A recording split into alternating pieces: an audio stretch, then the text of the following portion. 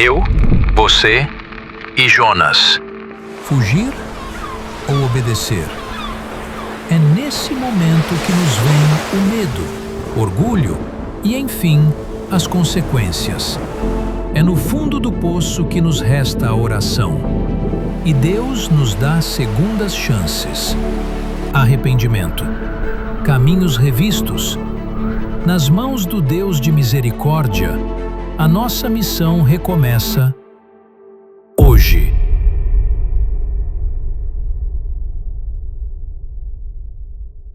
O livro de Jonas é um livro curto e por isso eu quero incentivar também você durante a semana a ler todo esse livro, porque aí nos próximos domingo você virá com mais informações e você conseguirá ligar pontos, não é, da pregação com aquilo que você leu. Sempre quando nós falamos de Jonas, as pessoas automaticamente se lembram da baleia, né? Que na verdade é um peixe grande que a Bíblia descreve. Mas o centro do livro de Jonas não é um peixe grande, né? O centro do livro de Jonas é Deus, obviamente, né? Um Deus de misericórdia, um Deus de segundas chances, um Deus que, mesmo quando nós vamos para longe dele, ele nos traz de volta e nos coloca de novo sob a sua vontade, não é? E eu gostaria de ler com toda a igreja Jonas capítulo 1. Nós vamos ler até o versículo 5. E nós vamos depois refletir em cima desses versículos. E você vai ver que em apenas 5 versículos nós temos muita coisa para conversar.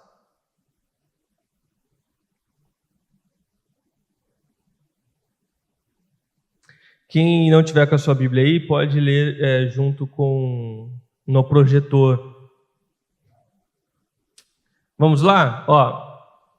O Senhor deu esta mensagem a Jonas, filho de Amitai: apronte-se e vá para a grande cidade de Nínive. Anuncie meu julgamento contra ela, pois vi como seu povo é perverso. Jonas se aprontou, mas foi na direção contrária, a fim de fugir do Senhor. Desceu ao porto de Jope, onde encontrou um navio que estava de partida para Tarsis. Comprou a passagem e desceu para dentro do navio, a fim de fugir do Senhor. O Senhor, porém, enviou sobre o mar um vento forte, e caiu uma tempestade tão violenta que o navio estava prestes a se despedaçar. Com muito medo, os marinheiros clamavam a seus deuses e lançavam a carga ao mar para deixar o navio mais leve. Jonas, porém, desceu ao porão e dormia profundamente. Vamos ler até aqui. Vamos orar? Obrigado, Senhor, pela Tua palavra. Obrigado por mais um dia de vida que o Senhor nos concedeu. Que o Teu Espírito Santo possa falar aos nossos corações, Pai, através da mensagem do livro de Jonas. Que nós possamos ser tocados e transformados, Pai, esta manhã. Assim eu oro em nome de Jesus. Amém. Amém? Vamos lá. Só tirar aqui que agora deu um calor.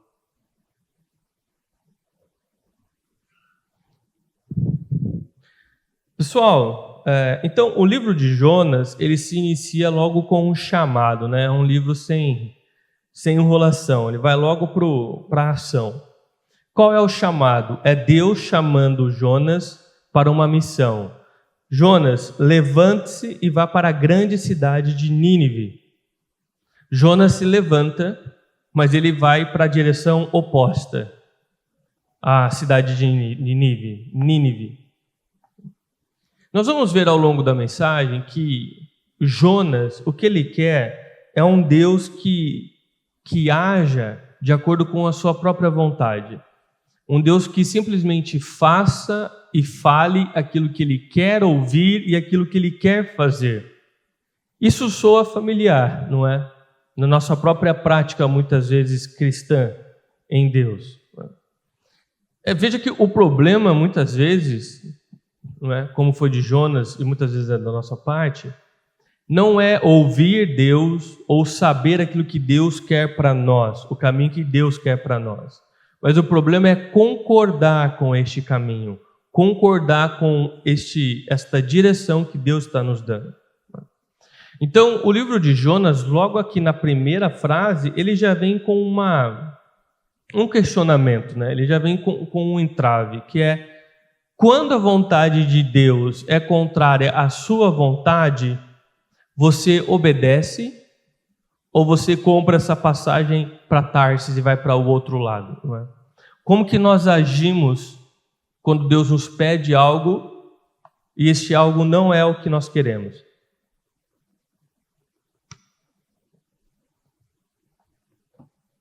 O livro de Jonas ele já começa com essa reflexão. E nós vamos caminhar em cima desses 5 versículos em 2 pontos essa manhã, tá? Primeiro, fugindo de Deus, e depois nós vamos falar um pouquinho sobre a tempestade do pecado. Fugindo de Deus. Bom, então o chamado foi direto. Deus foi muito claro com Jonas a respeito do que ele deveria fazer e para onde ele deveria ir. Assim como ele é claro conosco na Bíblia, não é verdade? Deus então foi até Jonas e falou: levante-se e vá até a grande cidade de Nínive. Jonas entendeu perfeitamente a direção que Deus estava lhe direcionando, lhe ordenando, mas ele não concordou com aquilo. Ele não concordou com aquilo. Então ele vai literalmente para o lado oposto da cidade de Nínive. Se Nínive estava para cá, ele vai conscientemente para o lado oposto da onde Deus o havia ordenado. A partir desse momento, nós vemos uma dinâmica muito interessante no texto. O texto, ele fala conosco em diversas camadas, tá? A partir do momento que Jonas, ele decidiu fugir de Deus, ele decidiu ir para a direção contrária, o texto, ele sublinha 3 vezes o verbo descer. Não é? Então, depois você volta e você lê para você perceber. Primeiro, Jonas desceu a Jope, que tinha um porto ali. Depois ele desceu para dentro do navio. E depois ele desceu para o porão do navio. Então veja, o texto, ele fala conosco, não é? De forma muito profunda. Porque isso aqui é muito mais do que o itinerário da viagem de Jonas, não é? Para onde ele foi, o navio que ele entrou e o lugar que ele ficou no navio. Isso aqui é a geografia da alma de Jonas. Quanto mais longe de Deus ele caminhava, mais sua alma adoecia e descia. Então ele desceu a Jope, ele desceu para dentro do navio, ele desceu para aquele porão. Todas as vezes que você acreditar que os seus planos são melhores do que os planos que Deus tem para a sua vida, e você desobedecer Deus, fugindo para outra direção, a sua alma vai começar a descer. A sua alma vai começar a adoecer. E cada passo que você der na direção contrária àquilo que Deus tem para você, mais doente ficará a sua alma, mais a sua alma descerá. É isso que nós estamos vendo logo de cara aqui com Jonas, na dinâmica do texto. Agora uma pergunta que você pode estar fazendo é: por que Jonas foge? Mais à frente, no próprio texto do livro de Jonas, ele vai dar a sua própria explicação. Mas até aqui, com as informações que nós temos, o texto nos convida a fazer algumas suposições. A primeira razão pela qual Jonas foge é uma razão histórica. A cidade de Nínive ela era uma grande cidade que fazia parte do Império Assírio. E eles eram extremamente conhecidos pela sua violência e brutalidade. Então, eles matavam pessoas, não simplesmente os matando, mas os despedaçando, os cortando, colocando a cabeça em cima de um espeto e dando para a família carregar a cabeça. Eles eram extremamente cruéis, extremamente brutais, não é? E essa era a fama deles entre as nações. Eles eram um império conhecido por sua brutalidade, e eles espalhavam um grande medo por todas as nações ali.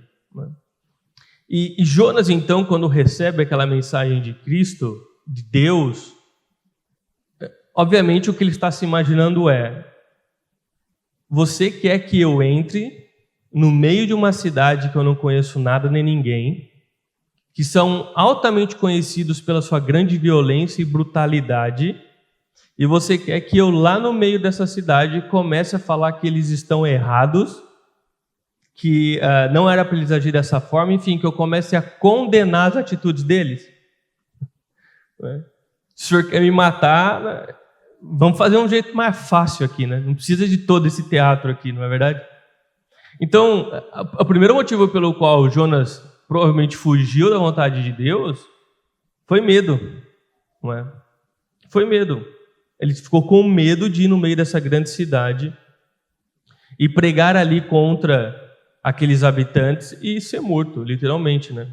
De forma brutal, ser morto.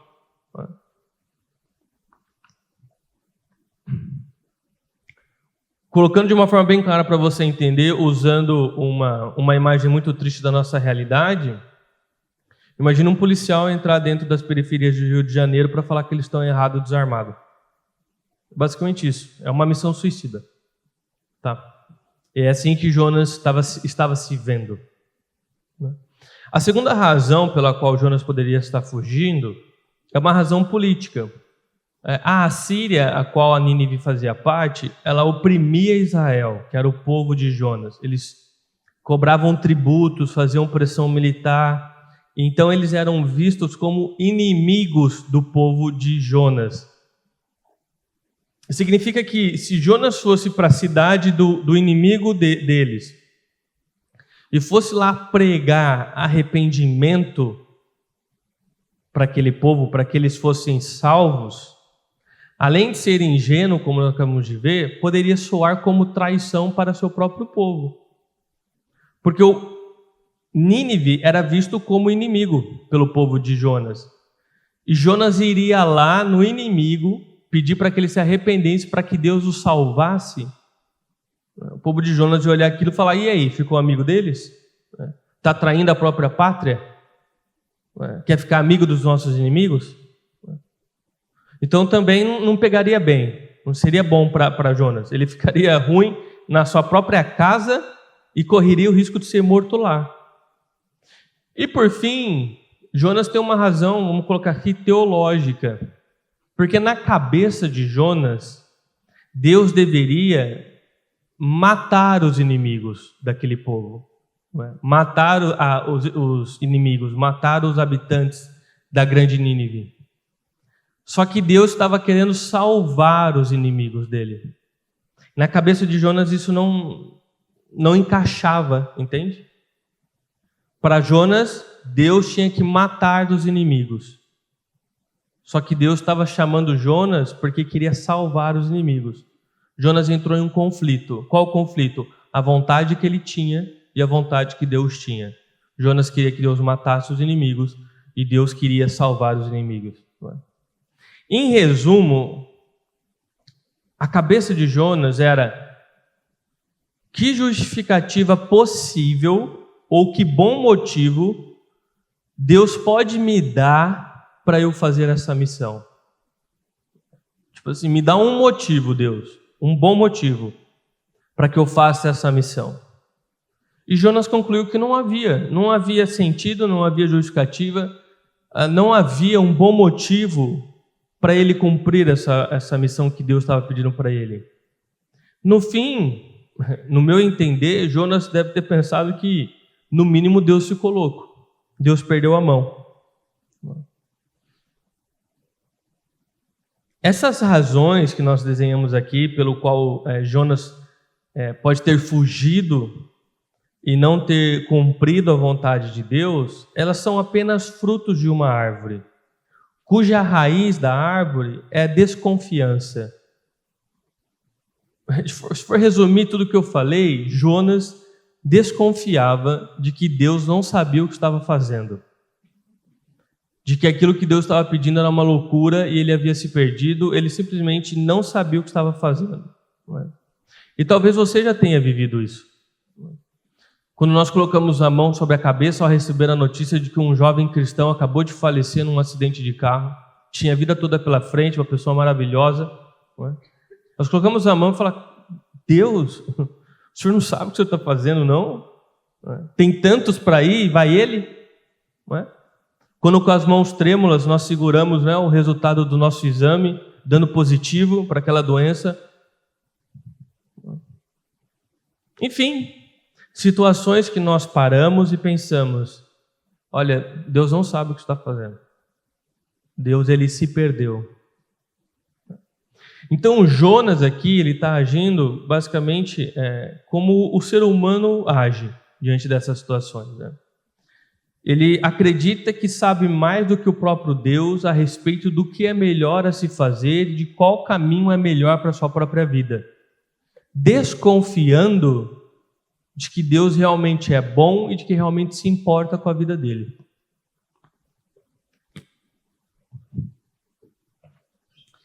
Grave isso. Todas as vezes que Deus nos direcionar para um local e você parar para querer analisar a direção de Deus e não encontrar nenhuma boa razão para obedecer, automaticamente a desconfiança vai inundar teu coração.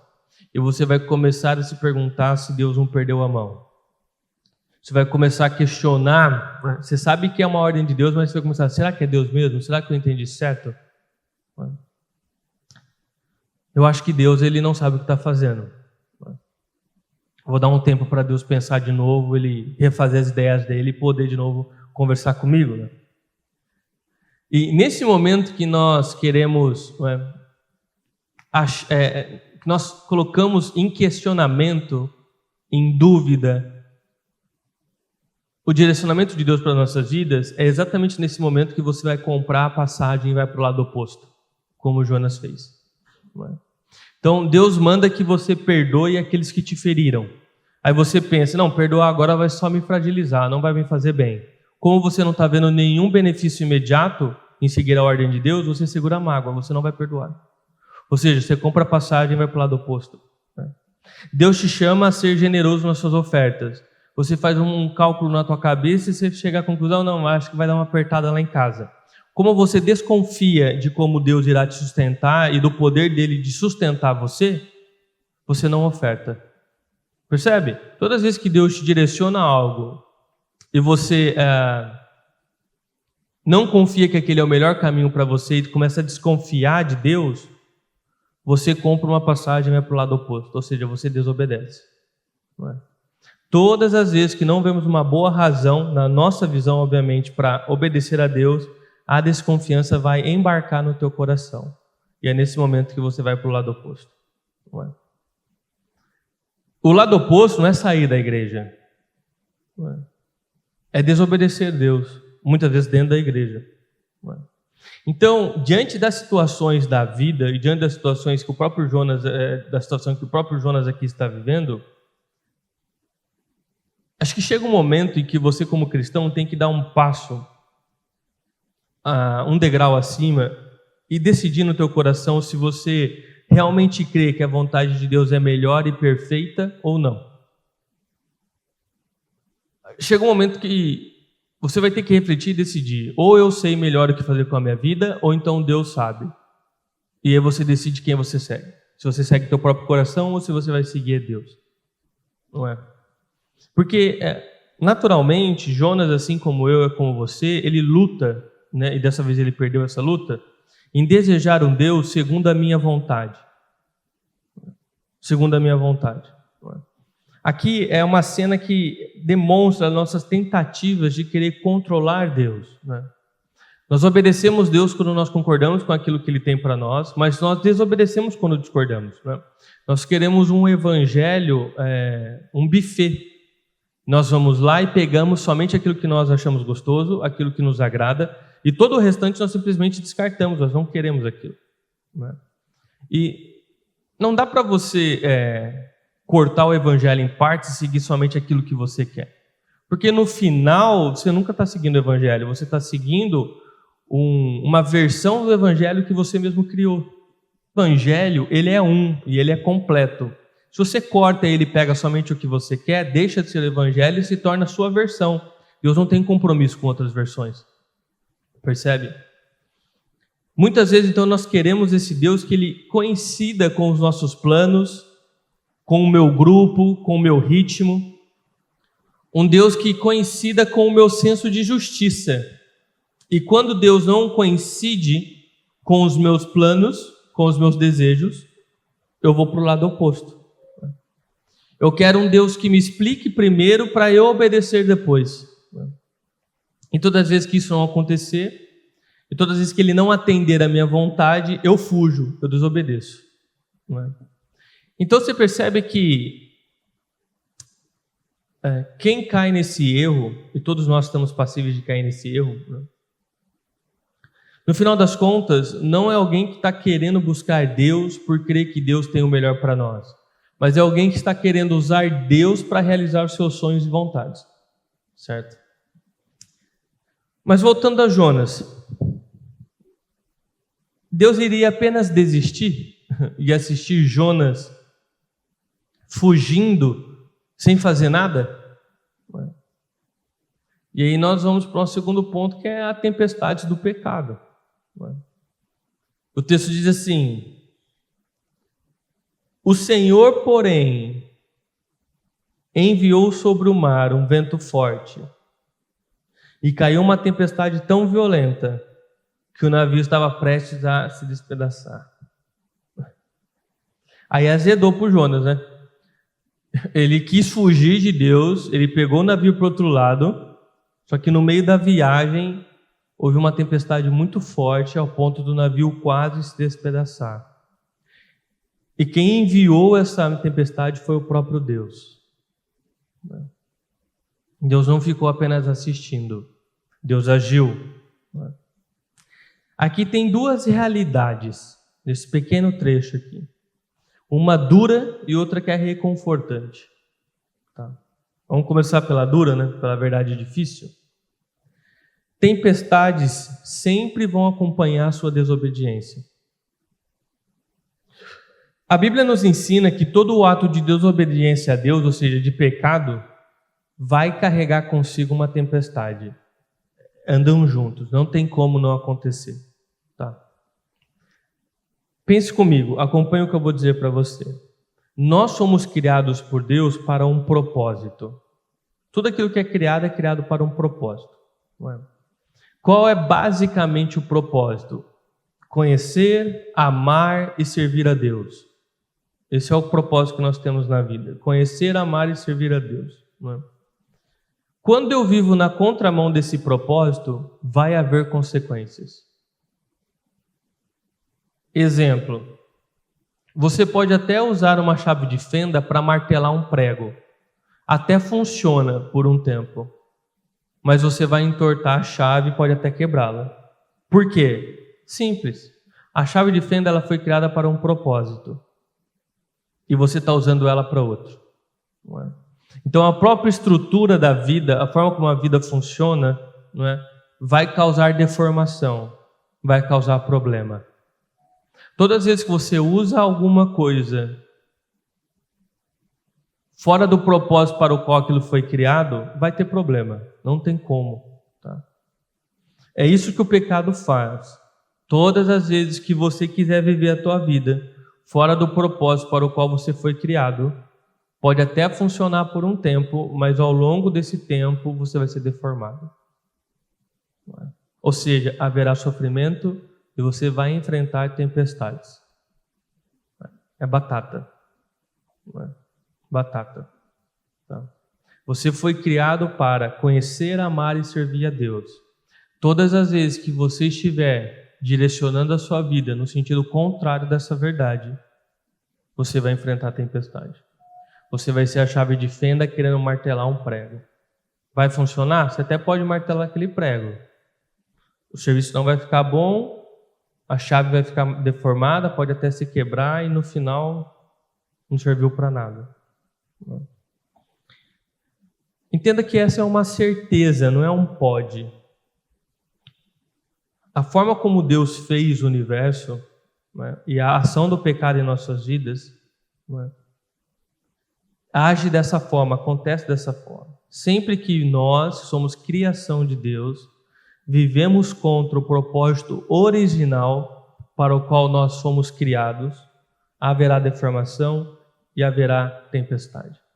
É isso que Jonas está vivendo aqui, nesse verso. Ele está vivendo uma consequência direta de escolher não viver o seu propósito.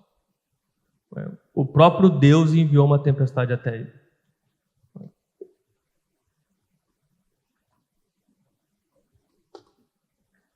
Eu quero fazer um adendo aqui. É necessário esclarecer para vocês que nem toda tempestade que nós enfrentamos na vida é por conta de algum pecado que você cometeu, né? Porque são todas as vezes que você estiver enfrentando algo na vida, você vai ficar procurando onde que eu errei, né? Qual pecado eu estou cometendo, né? Existem tempestades que são apenas consequências de viver no mundo deturpado pelo pecado. O próprio mundo é mau, o pecado deformou este mundo e a vida por si só, então, ela gera tempestades. Nós, só por estarmos vivendo, nós enfrentamos problemas neste mundo. Não é?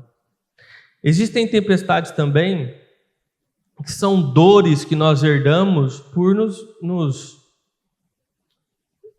embarcar, né, nos relacionar na vida com outras pessoas, ou permitir que elas se relacionem conosco. Foi o caso dos marinheiros aqui que estavam com Jonas. Os marinheiros naquele navio, eles não foram o causador da tempestade, mas eles estavam com Jonas no barco, eles estavam sofrendo igual. Então esse é um adendo também, sabe? As pessoas com as quais você se alia, você vai tomar chuva com ela, percebe? Você vai tomar chuva com ela. Por isso que, por exemplo, principalmente os jovens, os adolescentes, quando querem namorar e tal, e buscam alguém fora do caminho do Senhor, basicamente assim, cara, beleza, bota Jonas no teu barco, mas aí o problema é teu. Entendeu? A tempestade vai chegar para você também. Então, veja, nem todas as tempestades que você enfrenta na vida é porque necessariamente você está cometendo algum pecado naquele momento. Existem as tempestades que a própria vida traz, porque o mundo é deturpado, o mundo é mau. Existem tempestades que é quando você se alia a pessoas e permite que elas entrem no seu barco ou que você entre no barco delas. Tá? Então, guarde isso. Tá? Nem sempre a tempestade que estamos enfrentando é consequência direta de um pecado, mas todas as vezes que você cometer um pecado, vai haver tempestade. Tá? Se você desobedeceu a Deus, pode esperar, vai vir tempestade. Tá? Ou porque Deus está enviando, como foi com Jonas, ou pela própria consequência do seu pecado. Tá? Essa é a dura verdade. Esse é eu falei, a primeira reflexão, a dura, a difícil. Não é? Todo pecado acompanha uma tempestade. Então, você desobedece a Deus, não tem como igual o Jonas, tipo, eu vou para bem longe porque eu fico escondido, Deus não vai me ver. Eu estou fazendo escondido, cara, não importa, é Deus, Ele vê todas as coisas, sabe todas as coisas, a tempestade vai vir. Não é? Eu acho engraçado, né? As pessoas elas ficam com medo, sei lá, da igreja descobrir o que ela está fazendo, ou do pastor descobrir o que ela está fazendo. Cara, por exemplo, eu como pastor, o máximo que eu vou poder fazer de alguma forma é te aconselhar biblicamente. Se você tiver algum cargo na igreja, obviamente te retirar daquele cargo, mas acaba aí, sabe? O teu problema não é comigo, o teu problema é com Deus, cara. E de Deus você não esconde nada. Tem gente que tem mais medo de esconder as coisas das pessoas, se esquece que Deus está vendo. E a tempestade vai cair. Não tem como. Tá. A segunda reflexão nesse pequeno trecho ali, que é o Senhor, porém, enviou sobre o mar um vento forte e caiu uma tempestade tão violenta que estava prestes a despedaçar o navio, é que Deus trabalha em tempestades. Tá? Deus trabalha em tempestades. Quando nós estamos vivendo uma tempestade, quer seja ela consequência dos nossos pecados, ou quer não, os filhos de Deus têm uma promessa. Todas as coisas colaboram para o nosso bem. Significa que Deus usa até mesmo a tempestade, que você criou muitas vezes, para trabalhar para o seu bem. E aqui nós começamos a ver... Pode fechar as portas, por favor? Às vezes dá uma melhorada, né? Porque o barulho da chuva é forte. Aqui você começa a ver uma faceta de Deus que vai acompanhar o livro de Jonas do início ao final, que é a misericórdia de Deus, tá? Operando em nossas vidas, assim como está operando na vida de Jonas neste momento. A Bíblia nos ensina que as tempestades das nossas vidas, elas têm o poder de, por incrível que pareça, e você vai compreender comigo, o poder de reduzir o domínio do pecado dos nossos corações. Muitas vezes, somente através de tempestades na vida, nós nos atentamos para situações que de outra forma você jamais iria se atentar.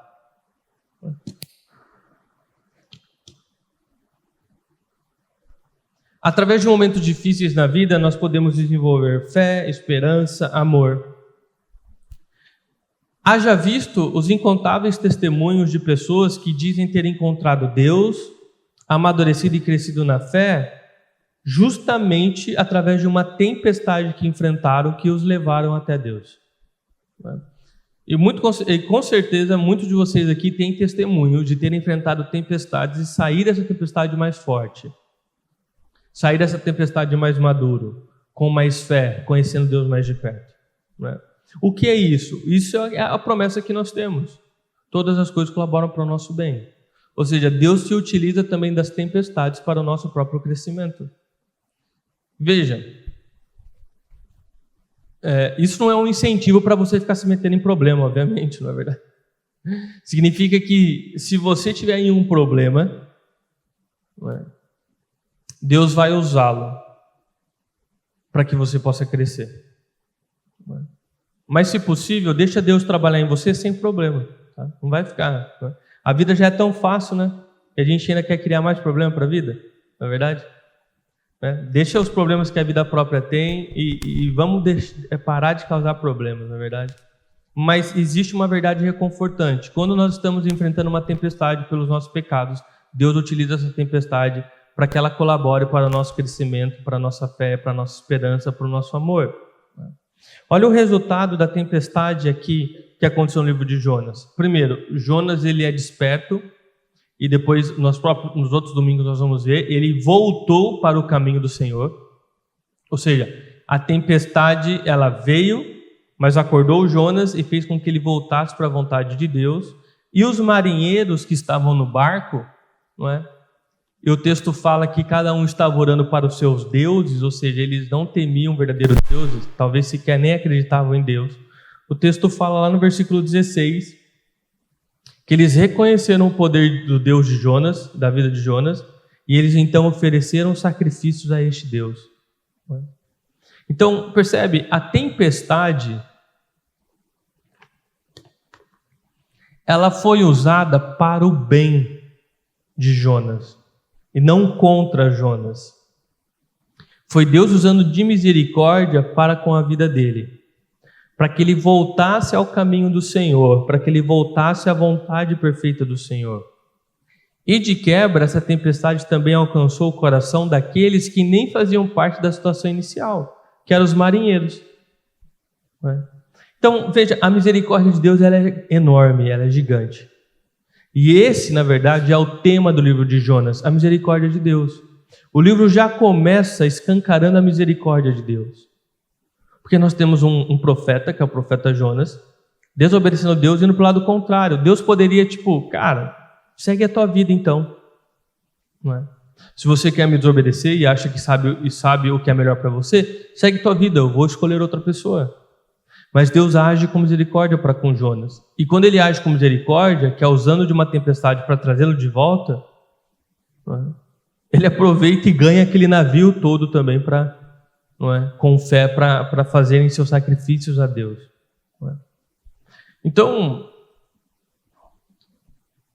Jonas ele se inicia com um questionamento muito familiar para todos nós. O que nós fazemos quando a vontade de Deus é contrária à nossa vontade?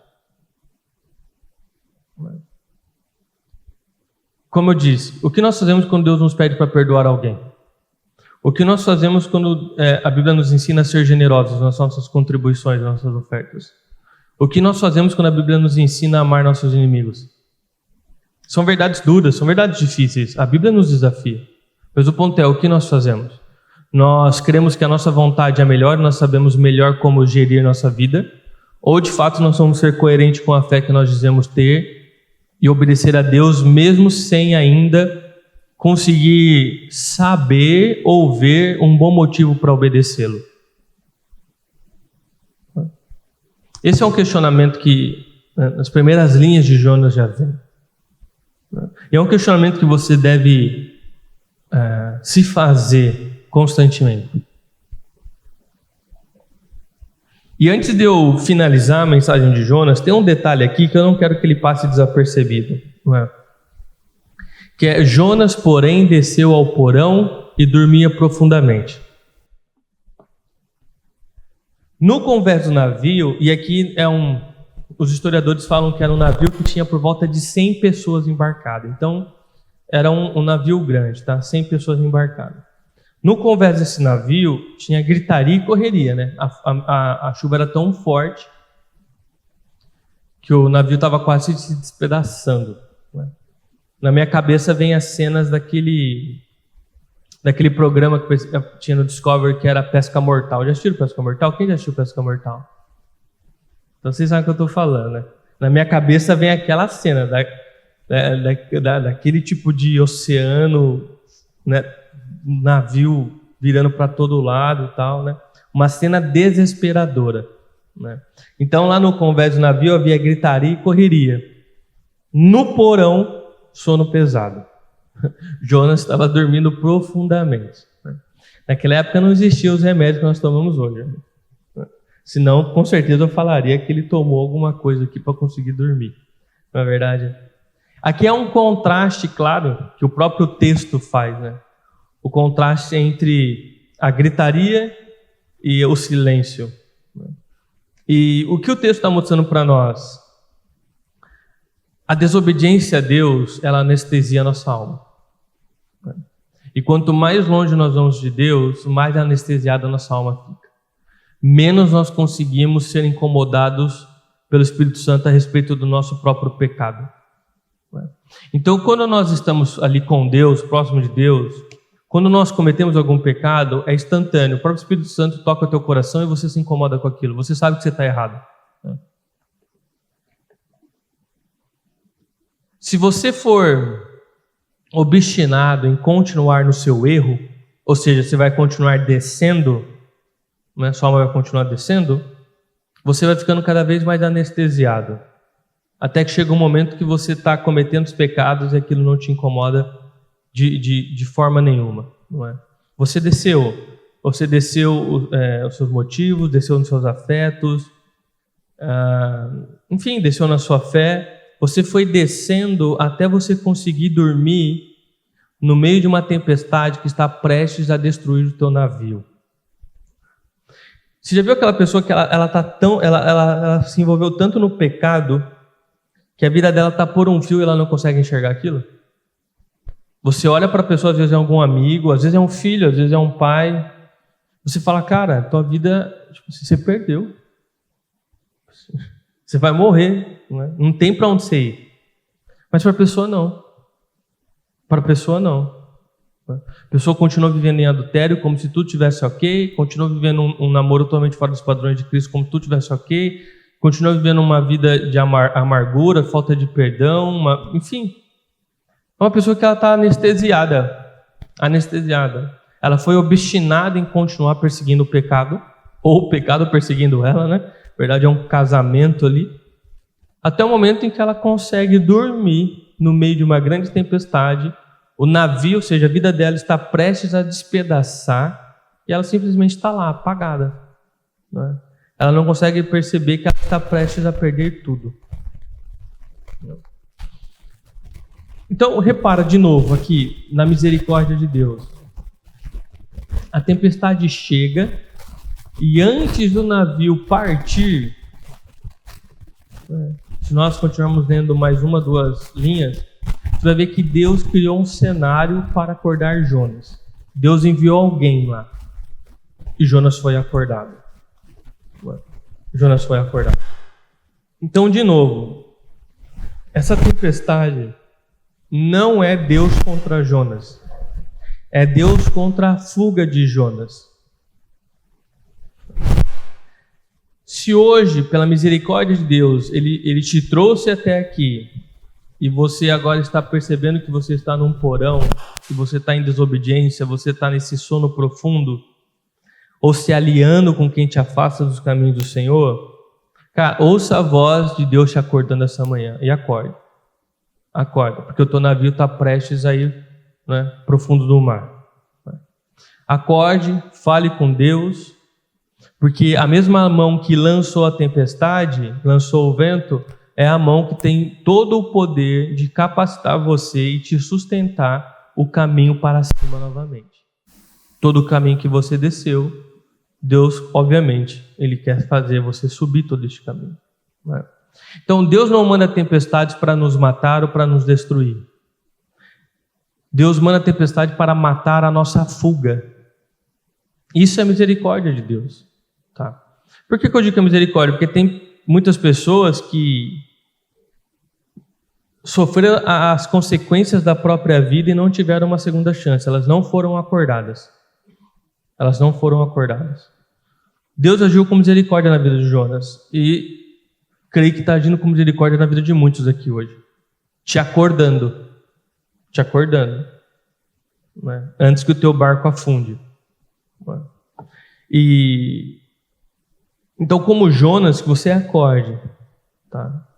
E decida obedecer a Deus. E quando você decidir obedecer a Deus, você vai ver que a tormenta que trouxe toda essa situação para despedaçar teu navio, na verdade, todo o tempo era a misericórdia de Deus tentando te puxar de novo para um lugar seguro, que era a vontade dele. Que era a vontade dele. Então, irmãos, assim, tem muita informação para você refletir. Tá? Em 5 versículos já deu para ver muita coisa sobre o livro de Jonas, né? Principalmente a respeito da misericórdia de Deus. O livro de Jonas é um livro sobre a misericórdia de Deus, sobre um Deus de segunda chance. Não é? Então, Deus chama, mesmo quando nós fugimos, Deus pode agir com misericórdia e nos alcançar. Foi isso que aconteceu com Jonas. Deus não terceiriza o cuidado, mas Ele entra, vamos dizer assim, no mar da nossa história, não é? E nos salva no meio da tempestade, nos acorda contra a tempestade e nos salva. Então, a mensagem desse início do livro de Jonas aqui é: saia desse porão, acorde, obedeça a Deus. Você está vivendo um entrave sobre o que Deus tem te pedido, sobre o que o Evangelho está te incomodando, e você está arredio, está com o coração duro, você tem que tomar essa decisão. Ou você entrega a sua vida nas mãos de Deus, crendo que Ele tem o melhor para você, ou você vive a sua vida de acordo com as suas regras. Os dois não dá para acontecer. Os dois não dá para acontecer. Então, óbvio que a nossa oração como igreja é para que você confesse sua fuga e dê o primeiro passo em direção à obediência com Deus. E você sabe para que lado é esse passo. Porque Deus é sempre muito claro a respeito da vontade dEle em nossas vidas, e aquilo que nós estamos pecando, o Espírito Santo sempre deixa aquilo em evidência. Nós sabemos onde nós estamos errando com Deus. Entendeu? Isso não tem desculpa. Tá? E então, no meio desse vento, dessa tempestade, você vai poder confiar. Né? Porque o Deus que te chamou, mesmo para que uma missão na tua cabeça seja suicida, é o Deus que vai te sustentar por toda essa missão. Então, assim nós vimos os primeiros 5 versículos do livro de Jonas. Nosso objetivo agora nos próximos domingos, os próximos 4 domingos, nós caminharmos em mais versículos, tá? Eu vou ser bem sincero, eu nem sei se eu vou terminar o livro de Jonas. Talvez fique uma parte 2 para ano que vem. Mas os versículos que nós conversarmos, você vai ver que cada versículo traz uma tonelada de amor, de misericórdia e direcionamento para as nossas vidas. O que eu gostaria que você levasse para a semana. Primeiro, desconfiar de Deus é o primeiro passo de fuga e da descida da sua alma. Todas as vezes que você começar a se questionar e desconfiar de Deus a respeito do que Ele está pedindo para você, cara, escolha seguir Deus. Caso contrário, você vai começar a desconfiar e o teu caminho vai ser descida. Tua alma vai começar a descer. E você vai começar a se anestesiar. Tá? O segundo, todo pecado sempre traz tempestade. Tem como. Todas as vezes que nós estivermos em pecado, todas as vezes que nós fugimos da vontade de Deus, é como uma chave de fenda sendo usada para martelar. Você não está vivendo o teu propósito, você não está vivendo para aquilo que você foi criado. Então a vida vai ficar mais difícil. E 3, Deus não manda tempestade para nos matar, mas para matar a nossa fuga. Isso aqui é maravilhoso, porque Deus, ao invés de deixar você do tipo, vai, segue teu caminho então. Se você acha que sabe, vai. Deus, ele ainda, com misericórdia, ele, vamos dizer assim, faz ainda mais uma tentativa. E ele manda uma tempestade. E é uma tempestade que não é para te destruir, não é para te matar. Na verdade, é para matar a sua fuga, para te trazer de volta para o centro da vontade de Deus, para que você volte a viver o propósito para o qual você foi criado. E se torne, então, dentro do nosso exemplo, um martelo para pregar o prego e não mais uma chave de fenda sendo usada para martelar. Tá? Então, esses são os 3 pontos que eu gostaria que você levasse para a sua semana. E agora eu gostaria que você orasse a respeito de tudo que nós aprendemos em Jonas. Não é? Diante dos dilemas que você tem vivido, o que você tem pensado, as situações que você tem enfrentado. Não é? A vida realmente ela não é fácil. Eu creio que todos aqui estão enfrentando situações, momentos, talvez alguns com tempestades ainda chuviscos, outros com tempestades mais fortes. Mas Deus, na sua mão de misericórdia, Ele deixa claro aqui para nós que Ele quer te trazer de volta. E Ele pode te sustentar todo esse caminho de volta.